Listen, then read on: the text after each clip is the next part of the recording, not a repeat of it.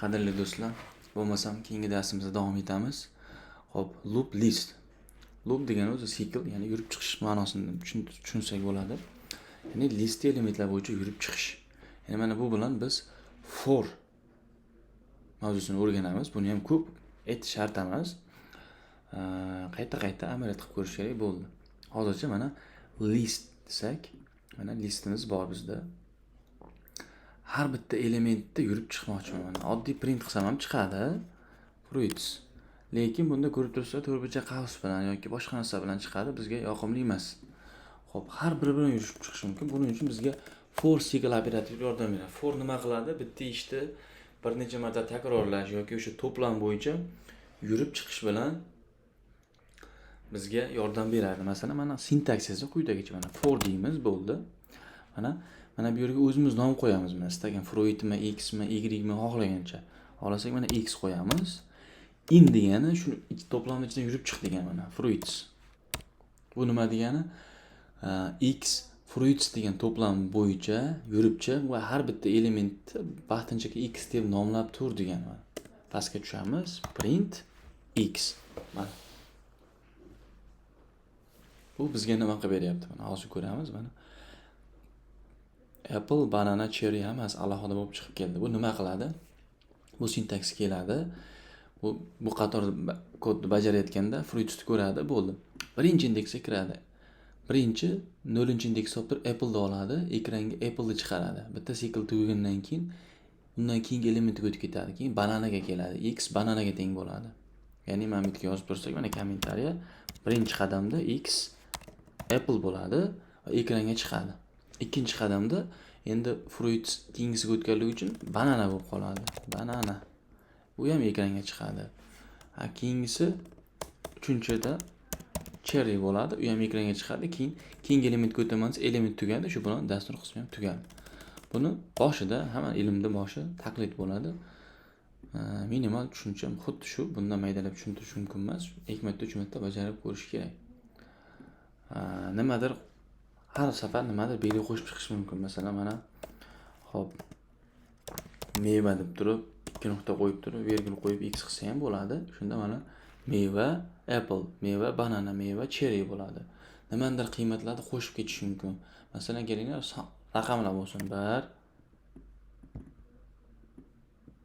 2 5. Mana deqsak 1 2 3 5 chiqib keladi mana. Mevani o'rniga x 2 nuqta deb qo'ysak mana son deb chiqib kelishi mumkin. Yoki mana yana bitta logika qilish mumkin. Masalan, hammasini yig'indisini topish kerak. Masalan, summa degan o'zgaruvchi ochib olaman 0 bo'lsin u. Har safar s barobar s plus x. Masalan, 1 dan 5 gacha son olsak ham xayolimizda bitta 0 olamiz. 0 ga 1 ni qo'shamiz, 1 bo'ldi. Keyin 1 ga hali xayolimizdagi 1 ga 2 ni qo'shamiz, 3 bo'ldi. Hali 3 ga 5 ni qo'shamiz, 8 chiqaveradi. Buni ham xuddi shunday mana. Summani yig'ib beradi, keyin oxirida print qilib s chiqarsak bo'ldi mana. Run tugmasini bosamiz, mana 8 bo'ldi. Ya'ni birinchi indeksda, birinchi kirganda s 0 edi, x 1 edi. Va s ga 1 ni qo'shdi, sikl tugagandan keyin nima bo'ldi? S 1 ga teng bo'ldi, x hali o'zgargani yo'q. Endi tepaga chiqqanda keyingi siklda s 1 bo'lib keladi. Endi mana x 2 ga almashib qoladi. Keyin 1 ga 2 ni qo'shsa s 3 bo'ladi. O'zi x'imiz 2 ga almashgandi. Keyingi siklda s'imiz endi mana 2 bo'ladi, 2 bo'lib keladi. 1 ga 2 ni qo'shmoqchi edik, 3 deganim 3 bo'ladi. 1 ga 2 ni qo'shsa, xo'p. Keyingi siklda 3 2 emas, endi mana bu 5 bo'lib keladi. 3 ga 5 ni qo'shsak 8 bo'ladi mana. X'imiz 5 bo'lib dasturni tugatadi. Runni bosamiz, 8 chiqib keladi. Ya'ni list bo'ylab yurib chiqish xuddi shu narsa. Bo'ldi. Bu range bilan yurib chiqish mumkin indeks bo'yicha. Xo'p.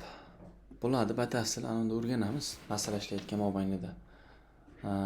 Ya'ni range bilan yurib chiqish mumkin. For mana in range deydigan bo'lsak, mana indeks beramiz.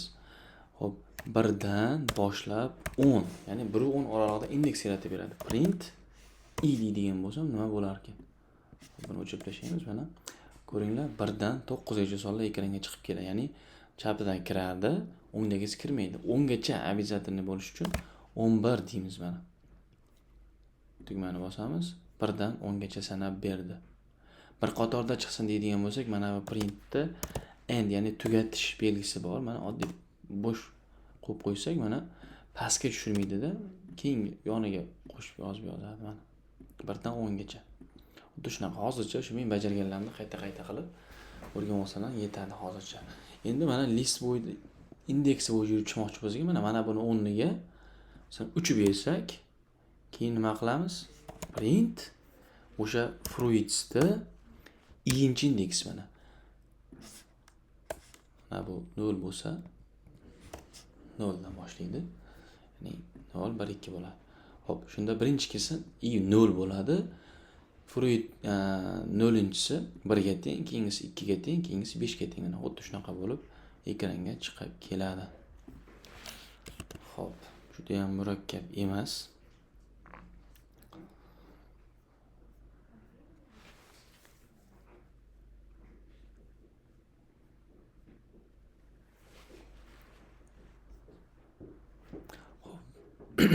While loopni ham kelinglar bajarib ketaylik. While loop ham for bu qadamlar soni aniq, ya'ni masalan 0 dan 3 ta qadam bo'lsa, while masalan qandaydir shart bajarilmaguncha, ya'ni while nimadir? While degan davom etadi degani, nimadir bo'lmasa davom etaver degani. Masalan mana index i ni 0 deb olamiz, ya'ni boshi 0 dan. While deymiz, i'miz qachongacha chiqaversin? Uzunligi, ya'ni o'sha fruit uzunligidan oshib ketmasa, masalan 0 bo'lsa chiqaversin. 1 bo'lsa, 2 bo'lsa, 3 bo'lsa mana. Bu ham xuddi shunday, run tugmasini bossak chiqib ketaveradi. Mana cheksiz ketyapti. Sababi nima qildik? i0 chiqardi ekranga, yana chiqib ketdi. Mana. Xo'p, bunda nima bo'ladi? While keldi, 0 deydi, uzunligi 3 ta, 3 dan kichkina 0. 0-indeksi 1 da chiqardi. Keyingi siklda yana keldi, i1, i0. Davom etaverdi. 0 0 0 3 bo'lyapti. Davom etaveryapti. Endi davom etmasligi uchun bu i 0 da chiqarib bo'ldimi?